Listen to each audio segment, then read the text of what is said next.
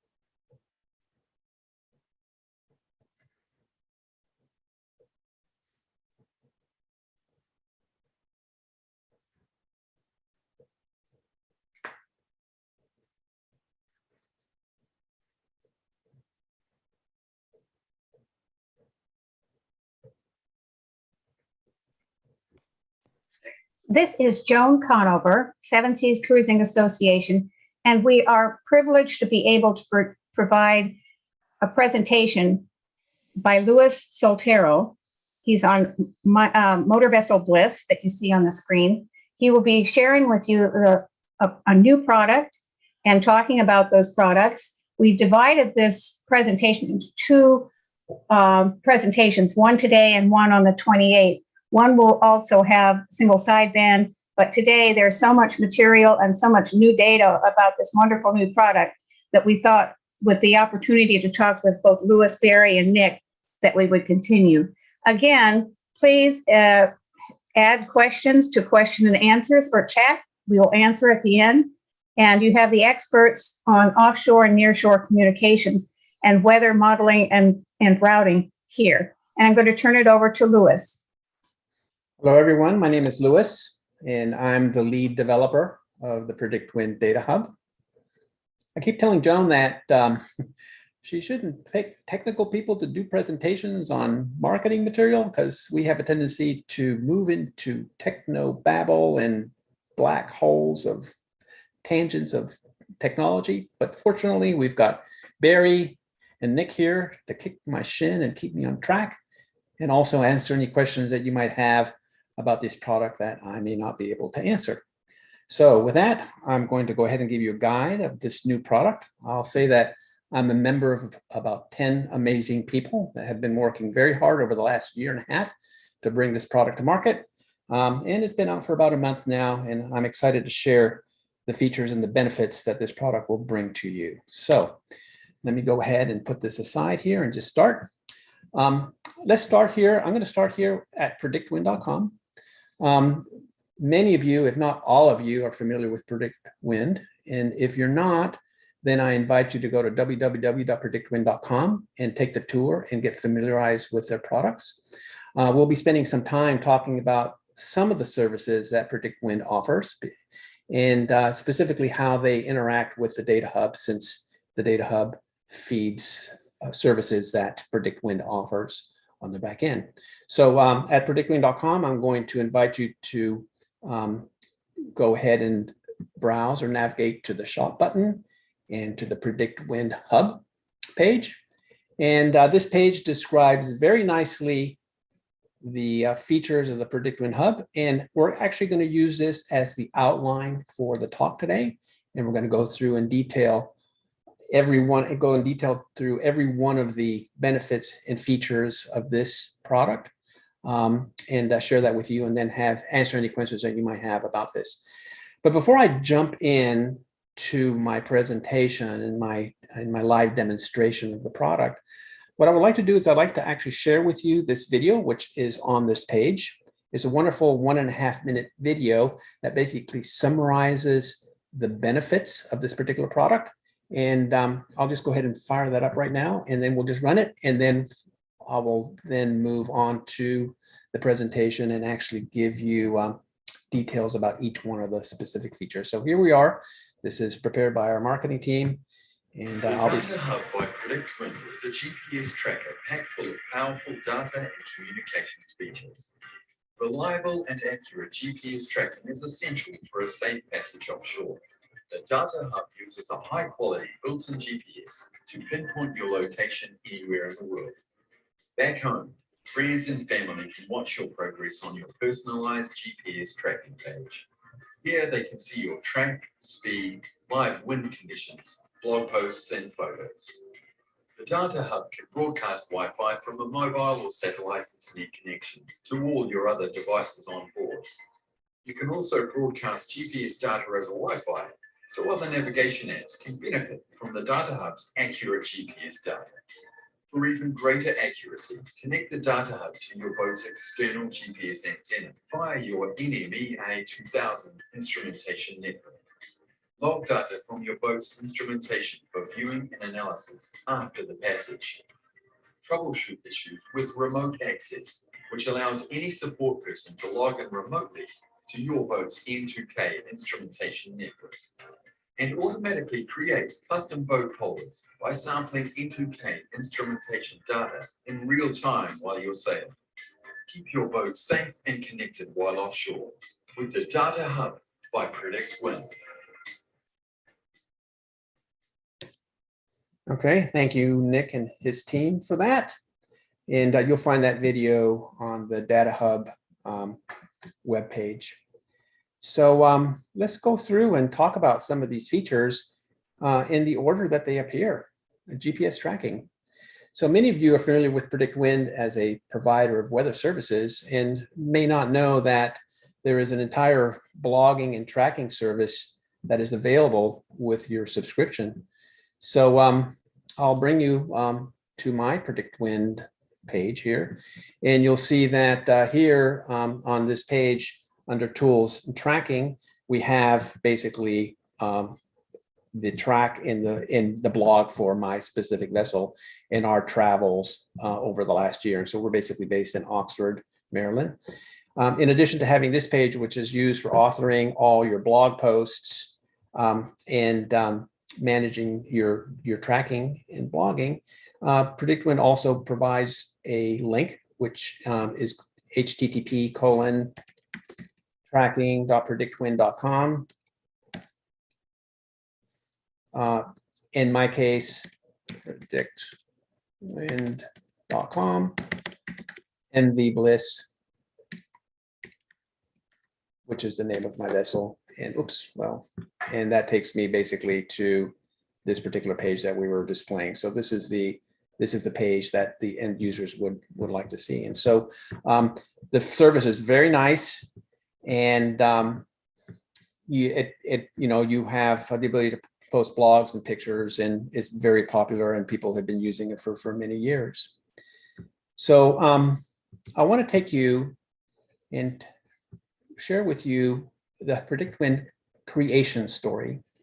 So back in February of 2021, so that's February the 9th, while sitting in Shroud Key, which is right here, we were enjoying basically just a pleasant winter day in Shroud Key. And a friend of mine came over and chit-chatted with me, and basically said to me that he would like to keep track of us, And so I said, sure, well, we've got predict wind tracking and so forth. And so I shared my link with him and invited him to just basically track us. I asked him for his, and he said an amazing thing to me. He said, well, I have a tracking site with predict wind, but I'm in the Bahamas and I have wonderful cell phone LTE coverage. And I've discontinued the airtime service on my Predict Wind Go because I'm not using it and I don't need it here. And so therefore I don't have a way to update the site. And so it occurred to me that up to that point, really the only way to get points on this website was to use a satellite device. And so a bell went off in my head and I said, oh, wow, we have good cell phone coverage. If we could create a small device that would use GPS information from the vessel and transmit that over whatever internet connection is available, we could update this, and that would be a great service to the community. So on February the 10th, I picked up the horn and I called the big cheese at Predict Wind. That's John Bilger. So I get to do that because in my previous life, I owned a company called Global Marine Networks, which you may have heard of. And I developed products such as Xgate, Iridium Mail and Web, XWeb, Redport Optimizer. And because of that, I'd had a long association with Predict Wind and John Bilger. So I was able to call him on the phone and say, hey, John, I've got this idea. Let me pitch it to you. And he listened to it and he says, wow, that sounds like a great idea. Let's get a team together. And a year and a half later, here we are. So one of the main reasons the Predict Wind Hub exists is as a tracking device to provide data to this particular website. And it's useful because indeed it doesn't require satellite. It uses whatever internet connection you have on the vessel in order to transmit the data. So the Predict Wind Hub uses the LTE or internet or satellite to transmit.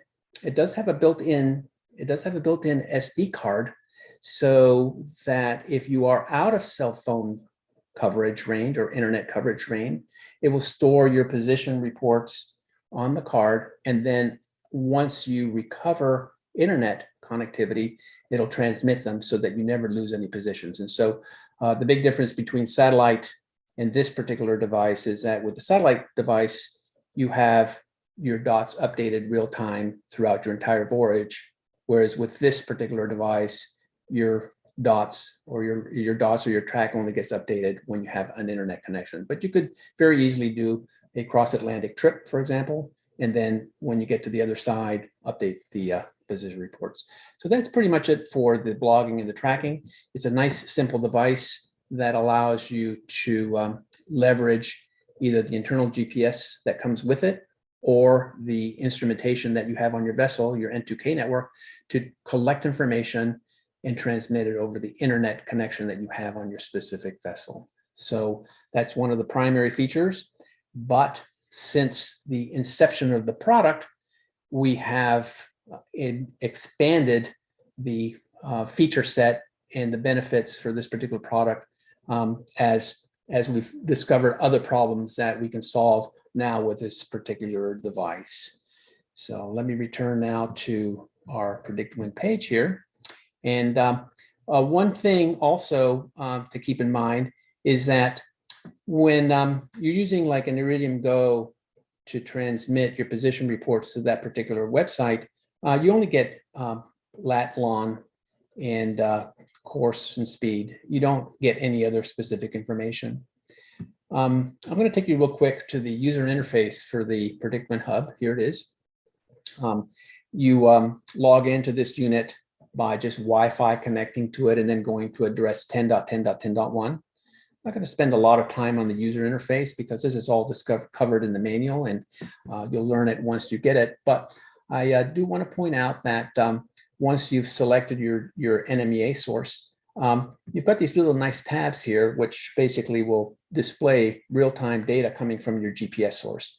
Right now, I'm actually connected to a vessel in the Bahamas and reading their information. But you have this information, and when you send your tracking reports to Predict Wind, not only do they get your lat, lon, and the time and so forth, but they also get all this other information. So at this point, the website only displays your position and your track, but in the future that will be augmented to display additional information about the conditions that you were experiencing at the time that that position report was actually sent to predict wind. So we transmit not only the position information, but again, as the website states, we transmit wind data and other information as well. Broadcast GPS data. Now, this is quite important, and there's also a story here. So early on in the testing of this product last summer, I enlisted a friend of mine, Herman Diebler. I don't know if he's out there or not. Hi, Herman, if you are. He's got an amazing boat. He's got a Sea Piper 35. And I met Herman back in Trinidad in 1995. But Herman was getting ready to do a cruise from Naples, Florida, which is where he lives, up in the Chesapeake Bay last summer. And so I said, hey, Herman, would you like to put one of our doodads on your device, on your boat, and test that for us? And he said, sure, I'll be happy to. And so he did. So he was the first person to actually have one of these products on his vessel. And he helped us basically debug and get this product ready for market. On his way up the Intercoastal Waterway, though, he kind of ran into some issues. He was using an iPad with aqua maps and bob tracks. I'm certain that many of you are familiar with bob tracks. I mean, bob tracks is basically a very accurate track along the Intercoastal Waterway to help cruisers stay in deep water and not run aground on a very, very narrow canal. But he was having problems in touching ground. As a matter of fact, I think Herman touched ground 3 times on his way up, and he was saying, hey, Lewis, man, I've got this issue. I'm trying to use my iPad, but the GPS on the iPad is so inaccurate that we can't trust it. And so the tracks aren't working very well for us, and we're having issues. I said, okay, fine. I said, we can probably address that for you.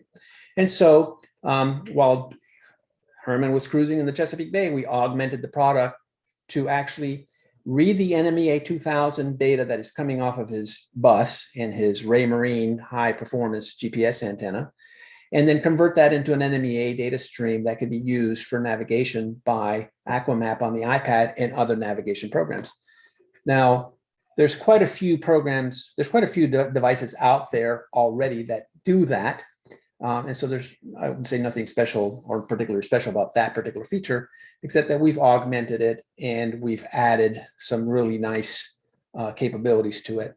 And so one of the capabilities, so let me just, I think I can give you a live demo now. All right, here we go. So, oops, right now I have Bob Etter, my friend in the Bahamas. He's in Marsh Harbor.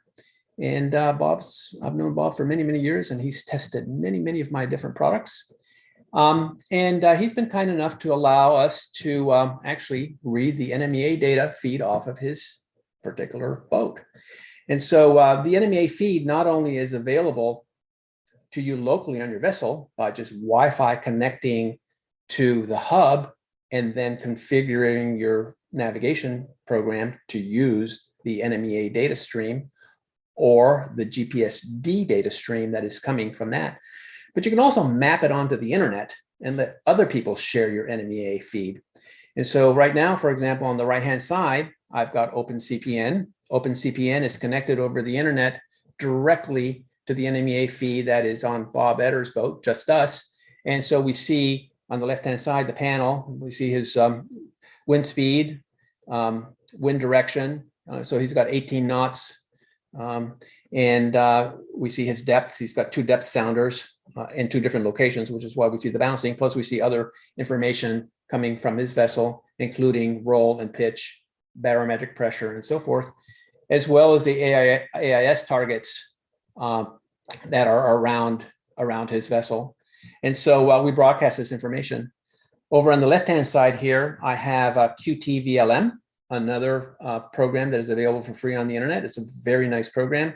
And this one is configured to use the GPS-D protocol, again, mapped over the internet directly to me here in Tennessee. And so I'm sitting here in Tennessee, actually seeing the same kind of navigation data that Bob is seeing on his boat. And so if you look down here, you'll see the navigation instruments. Apparent wind speed is 19 knots. Apparent wind angle is 32 degrees. True wind speed is 22 knots, et cetera, and so forth. And you've got this information, including a depth, pressure, 1024, and he's at a dock, so he's got no hail. So the NMEA sharing is absolutely fantastic because it allows you to use your high performance GPSs on your boat to actually do navigation on your boat and actually share that with anyone you wish to over an internet link. In addition to that kind of sharing, there's also another sharing, and I'll share this with you. This is a fairly new feature that we have. If you take a look at the settings under the NMEA tab in the user interface, you'll notice that there's something called Internet AIS. Internet AIS is a public service where you turn your particular vessel into an Internet AIS station and share that with upstream aggregators such as marinetraffic.com, aishub.net, etc., and so forth. And so basically what you can do is all the targets that you are acquiring, in this particular case, all these particular targets for Bob Etter's boat, can be transmitted to the internet and made available to anyone with an internet connection on any one of the public aggregating AIS services as a public service. And so what the data hub does is it aggregates this AIS information. It actually downsamples it so that it doesn't consume a lot of bandwidth. And if you read this very carefully, you'll see that it consumes very little bandwidth, and then sends it upstream. And so, for example, if I come over here to, this is vesselfinder.com, and this vesselfinder.com is actually sending AIS targets from another friend of mine, that's Eric Crawford, on Restless in Oxford, Maryland, who is basically uploading those position reports to the 6 aggregators that we support. And so these AIS targets that you're looking at vesselfinder.com are basically being generated from his station. If you come over here, this is Bob Etter, Just Us in Marsh Harbor. And these are all the AIS targets that are being transmitted to the internet and publicly available to anyone who has access to anyone on the internet who has access to these websites, which are typically free. And so I think this is a really fantastic public service. It allows the community to turn or send AIS positions so that other friends, family, and other people can see targets that would not otherwise be available on the internet because they're cruising in remote stations with very, very little coverage. And so sharing of data is a big thing with the PredictWind Hub, and I'm certain that many of you will enjoy sharing your GPS information, whether you're racing and want spectators to look at your boat, or whether you're actually allowing the internet users to see targets that are around your vessel to access that particular data. Broadcast internet. So this is a really, again, a very nice feature that the Data Hub has and that we use a lot. As a matter of fact, this was actually the very first feature that I used. The Data Hub has many ways to connect to the internet. So I'll just show you some of these. So if you go to settings, for example, and you just take a look at the internet status, there's a nice display here. And there's an Ethernet interface into the device. So you can actually connect this to, for example, a KVH satellite system. Or you can certainly, so that's one way to get it. If you have for example, an LTE based or cell phone based hub that has an Ethernet connection, or you've got some kind of router on your vessel that has Ethernet, you can connect that directly to the particular to the Data Hub, and it has access to the internet. Additionally, it has a Wi-Fi bridge. The unit has 2 Wi-Fi radios, so it can broadcast as an access point so that you can connect to it. And then it has another radio that can actually be used as a bridge. And so you can, for example, take your iPhone and put it in hotspot mode, broadcasting a Wi-Fi, and then you can connect to it. Or if you have, for example, Cricket Wireless, a little Cricket Wireless router, you could Wi-Fi connect to it to provide internet. If you're in the Bahamas and you have an Alive-based router, or if you've rented a My Island Wi-Fi, all you can use internet access device before you go to the Bahamas. You can Wi-Fi connect to it and provide internet. You can also plug an Android phone or an iOS phone directly into the USB port and use USB tethering. That's a really nice handy feature because you can buy an inexpensive Android phone and connect it to the hub and use that as a dedicated internet connection, which brings me up to my next slide. Let me just bring this up here, which is what we do. Let me just on Bliss. So this is a setup. It's a little messy, but this is a setup on my pilot house. And you'll see a data hub. This is one of the early prototypes, which is connected via a USB cord to a dedicated Android phone that I think we paid $30 or $40 for, sitting right here, which is right underneath the antenna for our cell phone booster. And we subscribe to a service called visible.com. I'm not sure if you're familiar with it. I've spoken about it before in one of my SSCA info conferences. And it's $25 a month for unlimited data, unlimited voice, unlimited SMS, and unlimited tethering. So we provide all the internet on our vessel through that particular connection. Now, the catch with Visible, however, is that you can only have one device connected to the internet via tethering. For us, that device is a PredictWind data hub, which allows us to have 2 computers, 2 iPhones, and an iPad connected to the internet all at the same time. And so that's a really nice feature. Additionally, since we have so many devices, if we decide that we want to do a Wi-Fi bridge, for example, to our Wi-Fi extender amplification system, we can do that as well, and then use that and not have to change the Wi-Fi settings on all the other devices that we have that are using this. And so the Wi-Fi bridging becomes really nice because we can use an Ethernet-based thing. If we have that, we can use a Wi-Fi bridging. If we have a Wi-Fi, we can actually use a USB tethering, and we can control access to the internet through the device without having to worry about reprogramming our TVs, our laptops, our iPhones, and so forth, and changing all the settings or changing Wi-Fi settings in order to access that. So just real quickly here, I'm just going to put this slide up here just because I think that this Visible service is just amazing at $25 a month for unlimited tethering. If you do purchase a SIM card from Visible, just know that you really need to join a group. You're welcome to join my group, which has, I don't know, a lot of people in there.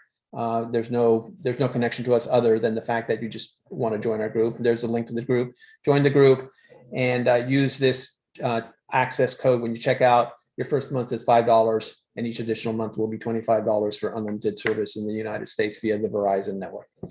All right, so enough of that. So getting back to, so Wi-Fi connectivity and sharing internet is really important. One of the nice things also is that there is a hierarchy here. The WAN or the Ethernet port has the highest priority, followed by the Wi-Fi bridge, followed by the USB tethering. So say, for example, you could have your phone USB tethered, but when you're at your home marina, you can Wi-Fi connect to the Wi-Fi, and then all of the data will go over the Wi-Fi at your local marina. And then when you go out sailing, without you doing anything, automatically data will start transferring to your Android phone that is USB connected, for example. So there's this hierarchy of failover that is built into the unit that will allow you to share and multiple internet connections at one time, with prioritizing traffic through the least expensive one of those. So let's get back to our page here. Boat pullers. This is a really important topic, and I want to spend a little time here. PredictWind, let me just find, I think this is where we want to be right here. I don't know if you've had any chance, any opportunity to paying with the weather routing or the departure planning in PredictWind. So PredictWind has this amazing feature, and we use it all the time, where we have it tell us, based on the performance characteristics of our vessel, what the best route is given the forecast for wind, waves, and current between us and the destination. And so, for example, if I come here under weather routing and I specify that I want to do a trip between Palm Beach or Lake Lure and the west end of the Bahamas, which is a trip that we did last year, we can go ahead and press the button and it'll go ahead and download the current data, the current, wind, and so forth, and actually compute routes for us. So I have here that will have, you can do that on the website, or you can do that with the Offshore app. Here, I've already done this for the Offshore app. It's really not a good time to sail across to the Bahamas right now. But my point is that you can use this information to optimize your trip across the channel here over to the Bahamas based on your preference for the maximum amount of wind you want to see, the highest waves you want to see, the fastest route given the different wave models. And so we see here now on the website that this has now been computed. If you come over here under tables, there's a whole slew of information that basically provides you with, among other things, waypoints for a route that you should take based on the different weather models for that particular trip. So I don't want to spend a lot of time on weather routing and departure planning. If you're not familiar with those features, I really encourage you to explore them because they're very, very useful. However, in order for you to get accurate information or data to use this, you need to have the performance, the boat performance figures for your particular boat. And those boat performance figures are known as polars. And so polars are specific to your boat. Now, many boats that are out there, many different production boats have the companies who make them measure polars, and polars basically give you the performance based on wind angle for a sailboat through a specific generic conditions, and in all points of sail. So whether you're beating or you're running, you're reaching, and so forth, you get a performance analysis based on, you get a performance curve based on the performance characteristics of your specific vessel. The problem is that they're never accurate, right? Because the ones that the manufacturers publish are for the perfect boat. And your boat, of course, is loaded down with cruising gear, cruising equipment, with sails that are not optimum because they've been used for many, many years and their sail shape has changed and so forth. And so the performance of your boat doesn't actually reflect the polars. Or if you have a custom boat, then of course you don't have any polars at all. So what the team has come up with is for a way to use the data hub to measure information from the instrumentation on the vessel, transmit that to predict wind, and have predict wind do an analysis and store that information, that performance information, on your boat. And so I want to kind of give a demonstration on how you might actually do that, because this is a feature that is under development now and one that we expect to be very, very, very popular. So I'm just going to select a CAN bus here. All right. So getting back here to polars.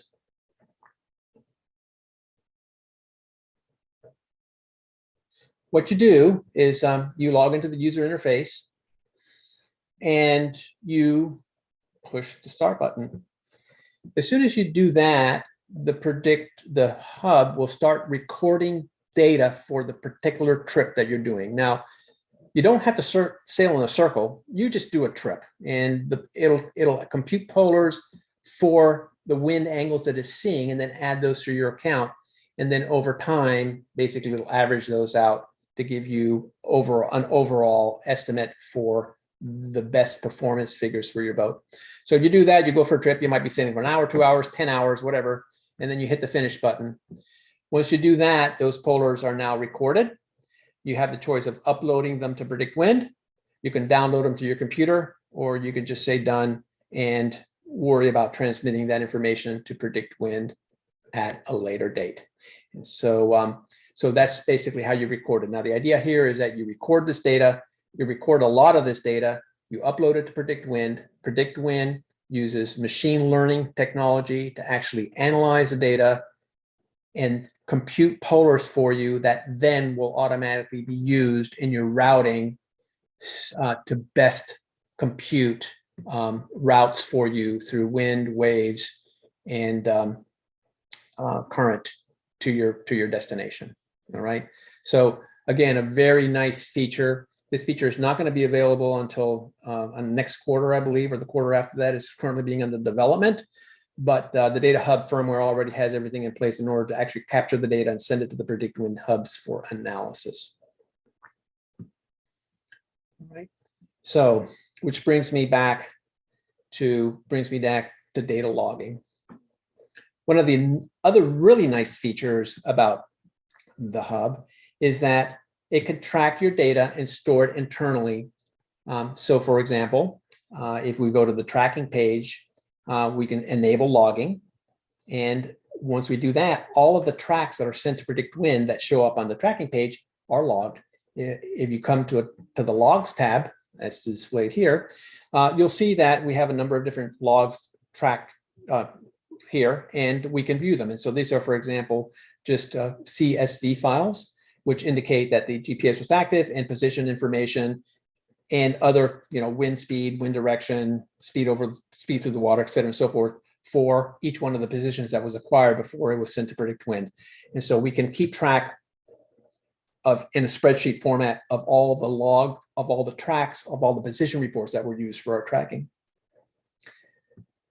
We can also do that for all of our NMEA data. All right. So we can track all of our N2K NMEA data if we're using that, or we can track all of the NMEA 183 if we're using NMEA 183 for our navigation. If you go to logs under the NMEA, you'll notice that the log files are kept here.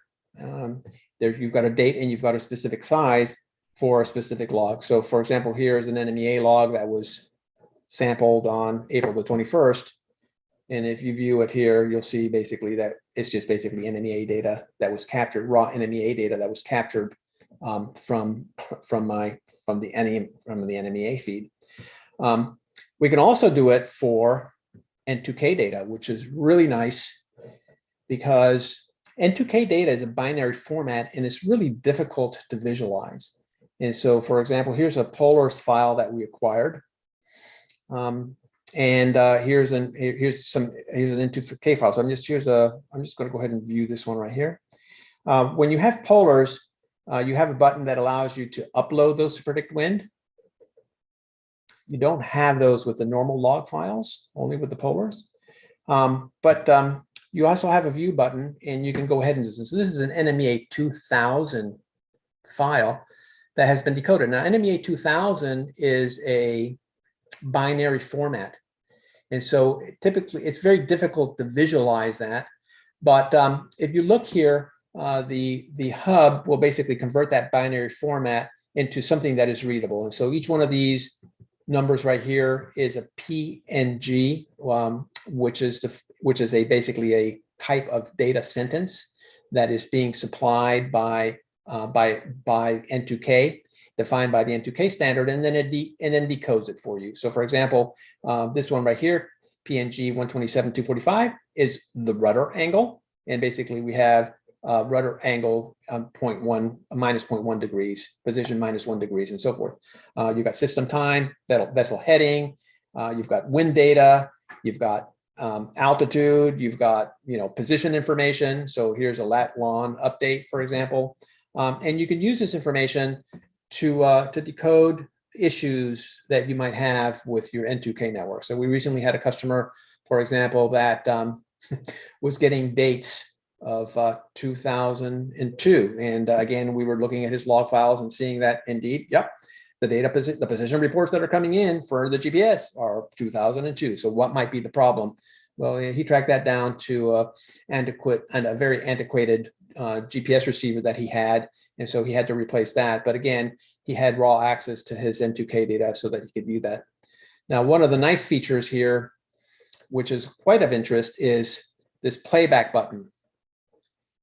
you can play back through your NMEA 2000 or your NMEA 183 bus the data that you collected. So for example, if you do a 10-hour trip across the Gulf Stream, you can actually push the play button and all that data will be played back onto the NMEA 2000 bus onto your displays, just as if you had been doing the trip. And so, for example, you might see, you might have a racing team, for example, that might want to do an analysis of a specific trip. They can go ahead and log in remotely. They can download this particular file. Then they can put it into their hub and they can push the playback button and play all of the data that was collected for that trip as if they had been on that trip. Now, you need to be really careful with this, right, Bob? Because I had Bob Etter do this the other day. He was sitting in the Bahamas. He pushed this button by mistake, and he pushed an entire trip of NMEA 2000 data onto his current live instrumentation, and all kinds of alarms went off. Because again, the alarms are seeing, position reports that were at different times, different locations, and basically everything went crazy because it is data that is being pushed back onto the live NMEA bus. And so you can collect data, you can download it, you can play it back, you can view it. And so all very useful information with a logging feature. And so not only do we log the raw NMEA data, but also all of your polar data ends up here as well. So as we mentioned when we did the polars, we acquire the polar data. We don't have to transmit it to predict wind right away if we don't have an internet connection. We can just go ahead and just be done and then come back here at a later date. And then at that point, push the upload button to upload the polars back to the predict wind data back servers for analysis. Which brings me to the final topic here, which is remote support. This is a really super nice feature that the Data Hub has. The Data Hub, because the Data Hub is connected to the internet, it allows you to provide access to it remotely for service or for any particular thing that you might see. And so let me just show you how that's done. You have under remote access, I'm just going to go ahead and disable remote support at the moment. When you go to remote access, you have this button right here, which says enable remote support. There's also a little box here where you can enter. If you have a problem, you can say, hey, I'm having an issue here. When you push this button, Predict Wind support gets an email that says this vessel and your unique serial number gets sent to them, and they know who you are, and they can actually log in remotely if you want to. But when you push this button, what happens is you create some tunnels to our backend servers that allow people on the internet to access your particular device. And so I just did that right now. And so for example, you'll notice an HTTPS link right here. If you share that HTTPS link with someone, for example, I just come over here and I just put that in there over the internet, boom, wow, I've got access to the UI for the unit. So if I'm monitoring a buddy and I want his NMEA logs because he's having an issue or I want to play them back, I can log in to the unit remotely over the internet. Okay, so I'm now logged in over the internet. I can go to the NMEA logs and I can go ahead and hit the download button and download the data file. That's pretty amazing. So I can do anything remotely on this hub that I could as if I were on the vessel. Now, so we've got an HTTPS link, we've got an HTTP link, there's an SSH link that's really used by the backend support people at Predict Wind. Should you have an issue and they need to log into your unit with command line, they can do that. But you've got HTTPS and you got it, and then you have two more links. And let me just go ahead and talk about that. You've got the ability to do port forwards. Not only do you have the HTTPS link, but you can actually define any ports that you want to forward. Now, I've chosen two ports here to forward, which are the GPSD port and the NMEA 83 port. Now, if you go back to the setup here under NMEA and we go to settings, we see that we have our NMEA 183 broadcast port, which is the one that I demonstrated earlier that allows you to navigate the vessel with Aquamap on your iPad. Basically broadcasts on TCP port 11102 or UDP broadcast of 11101. We also see that we have a GPSD protocol also on 2947, which is basically what QTVLM is using over here in order to view the data on Bob Etter's boat in Marsh Harbor. So I want to put those on the internet. I want to put those on the internet so that I can do this, so that I can be in some other location and actually access the data on that particular vessel. So what I can do is I can go back here to remote access. I can go to port forwards. I can create a rule and say, I want this host, which is localhost or 127.0.0.1 for network people, and the port. So this is the GPSD port, and this is the NMEA 11102 port. And then I can do a save. And now when I do my remote access, what happens is I get two new links. And so remote.rdsensing.com is the host, and this port number basically provides the GPSD feed, and this port number provides the NMEA 183 feed. So now I can go back to Active Captain or whatever. I can go to connections and the TCP input settings, right? And I can specify that I want to put a host and a port number, and then voila, the data basically streams over the internet and shows up in my navigation program, even though I'm not on the vessel. Now, getting back to port forwards, this is a very powerful feature because not only can I forward from the data hub itself, but I can forward from any IP address locally on the vessel.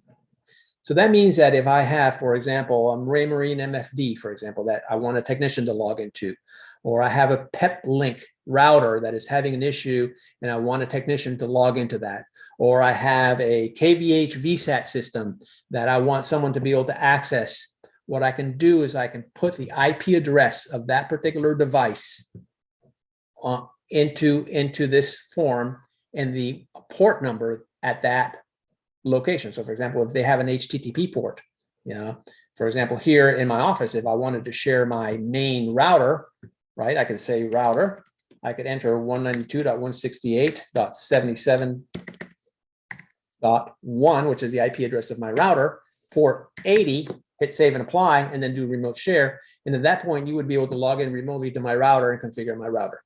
And so again, a very, very powerful feature for allowing access to the devices on your vessel for support.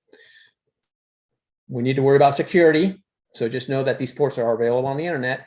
The good news is that those ports only come up when you push the enable remote support. There's no way for an external person to do that. Yeah. But just know that when you do push those buttons, that those devices will be available, and therefore you should password protect them if you want them password protected. In the case of the NMEA 183 feed, it doesn't really matter because it's a one-way feed, and so people can share, can access that, and you don't have to worry about that breaking your internal network. So that's it for remote support. That's it for the hub. So that basically is the overview of the basic features of the hub. I am sure that we will be expanding that with time as we get comments back from you. But right now, I'm done with my presentation, and I'll turn this over back to Joan for questions. I'm sure there'll be quite a few of them. Yes, thank you very much, Louis. And there are quite a few also on security, because we all know that that is a big deal now, especially Fred Jennings brought that up. But let me stop at the start at the top of the list. And I apologize, this is a new version of Zoom. They do this to us every now and then. So the command controls changed, but I hope everyone was able to see the screen after I adjusted it slightly. Let me go down here.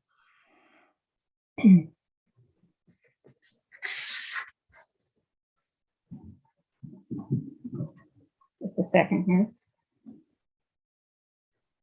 Does the PredictWind hub connect to the NEMA 2000 backbone directly? He's talking about, this is Hartley Souls, and he has a Raymarine backbone, which is slightly different. So the answer is yes. So CTalk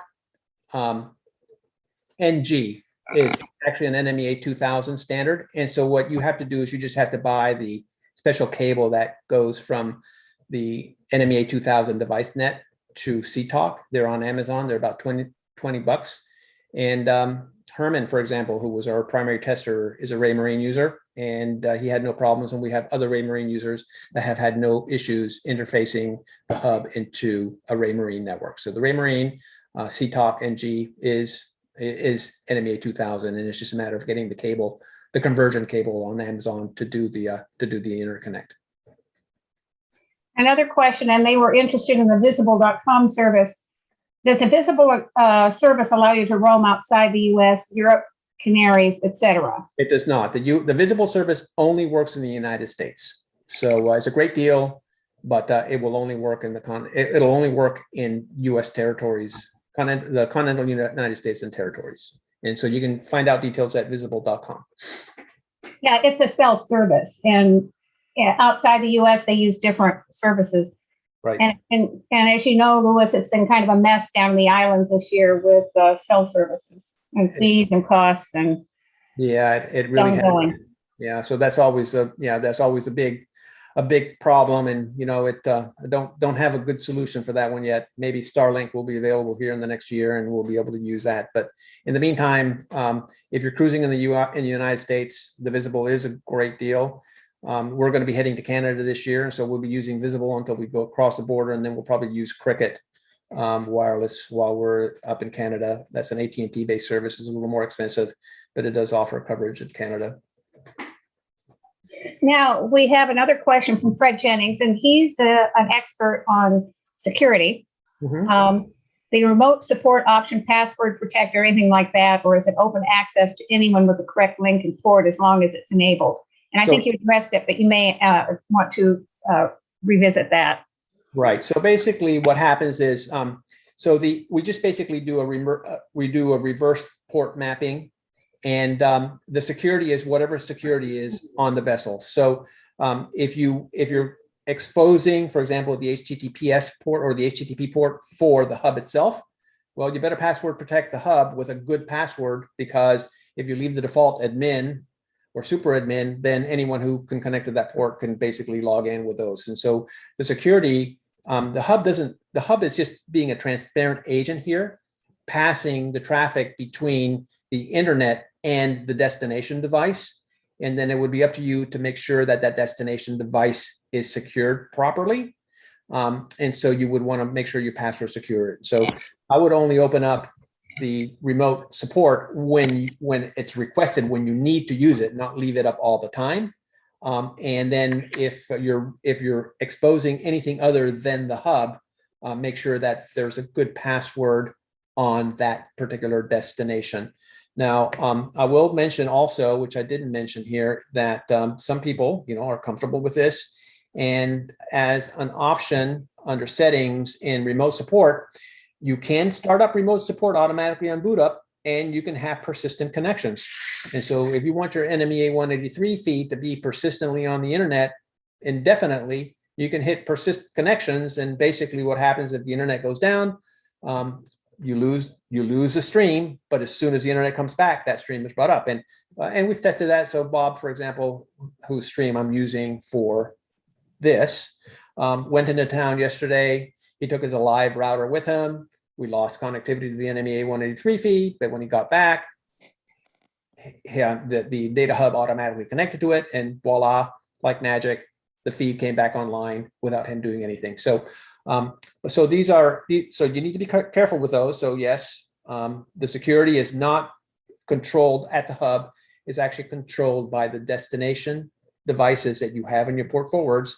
And so you need to make sure that those devices, if you're connecting to a router or whatever, are properly secured. And again, you're bringing up the connection, allowing the technician or the remote support person to log in, download their data, do their work, and then at that point you're disconnecting from the internet. So the initial intention was for this to be a very, very temporary connection. We've only added the persistent connections because we had some situations where users wanted to leave these up all the time.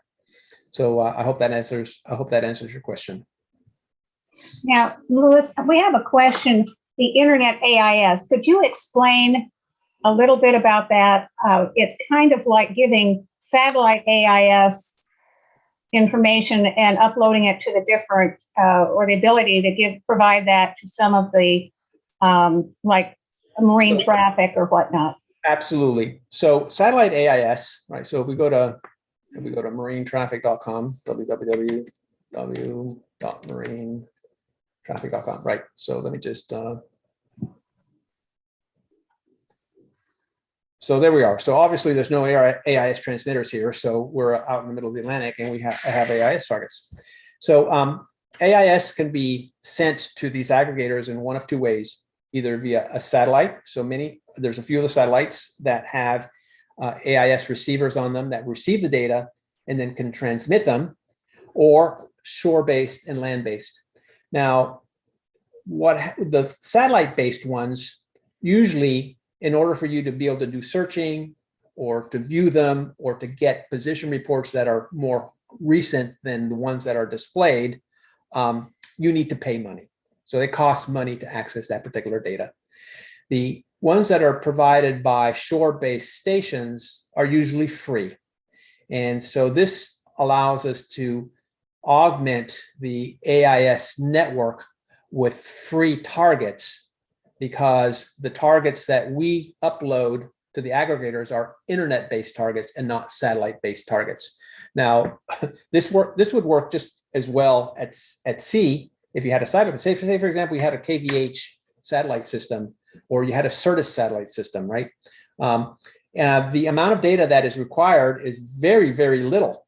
And so you're not only your position, but anybody around you would be transmitted over that satellite link back to the aggregators, but it would be transmitted as a shore-based internet connection and not a satellite-based internet connection, which means that those targets would be available immediately, they would be updated more frequently, and anybody could search and use that particular data without having to pay exorbitant amounts of money for the satellite feed.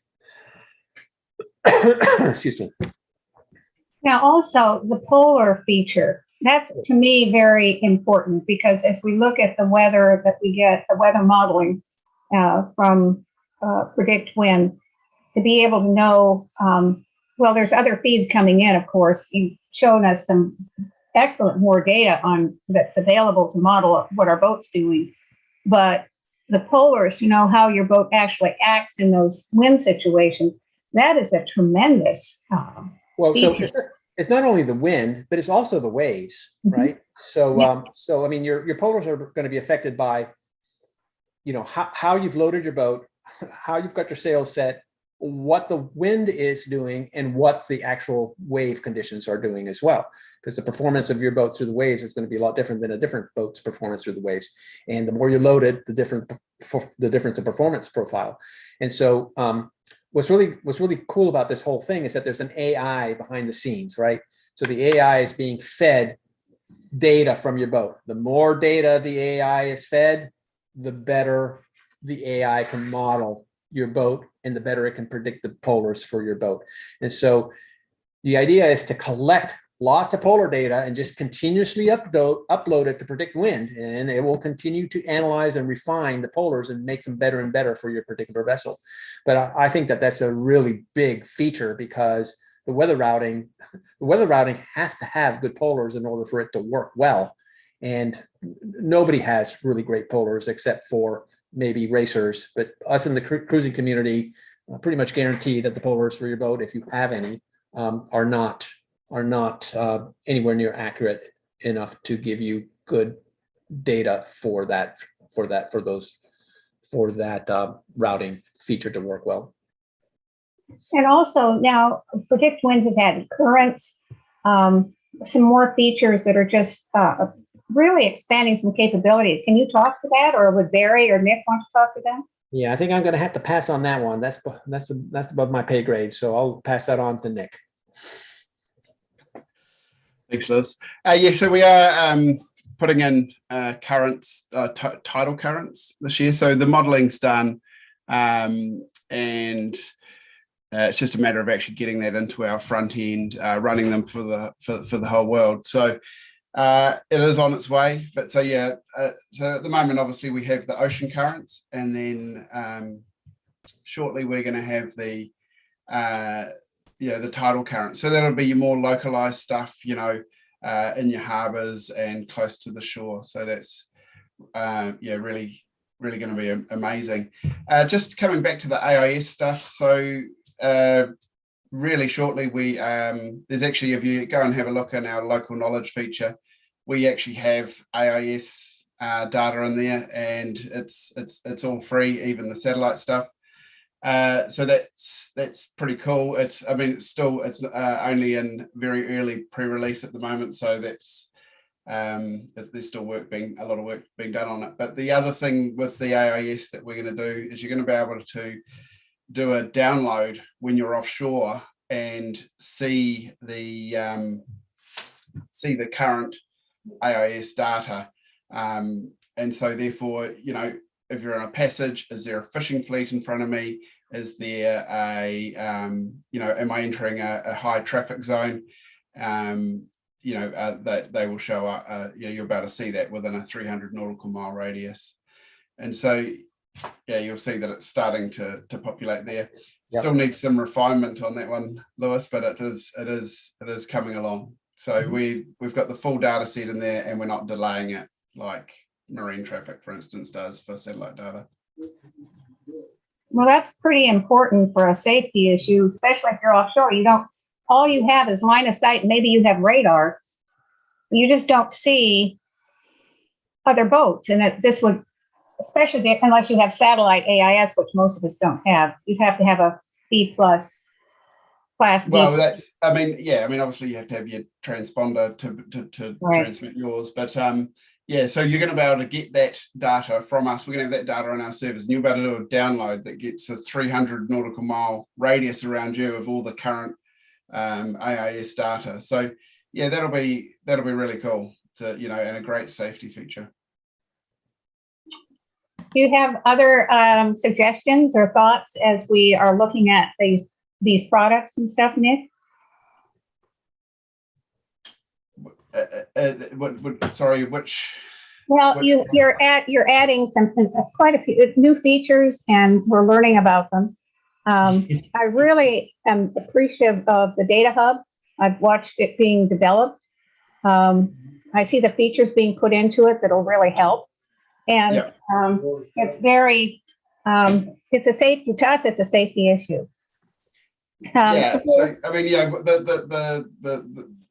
What Lewis is talking about with the AIS and the data hub, it's pretty neat. It was actually Lewis's idea, as many of the neat features in the data hub have been. So it's really cool. And we're learning and adapting as we go, and that's sort of the great thing about being able to be dynamic and having someone like Lewis in our team that's able to make those changes and put new things in there as we see more opportunities. Now, one thing interesting, I understand, Nick, that Lewis is going to be roaming around the Chesapeake Bay in his boat, Bliss, maybe working his way up to Canada. He is certainly, or you are certainly invited. We have an event in Maine, which will be, we have a limit on the number of people that can go there, but it will be at Rockland, Maine, the end of July. And if you are anywhere near there, either Nick, you may not be, but Lewis may, you're more than welcome to stop in and show off the toys. Yeah, I'll leave that one to Lewis. Great, thank you. Yep, I'll be in the area, and we can make it great. I've been to the GAMs before in Maine, and they're very, very nice.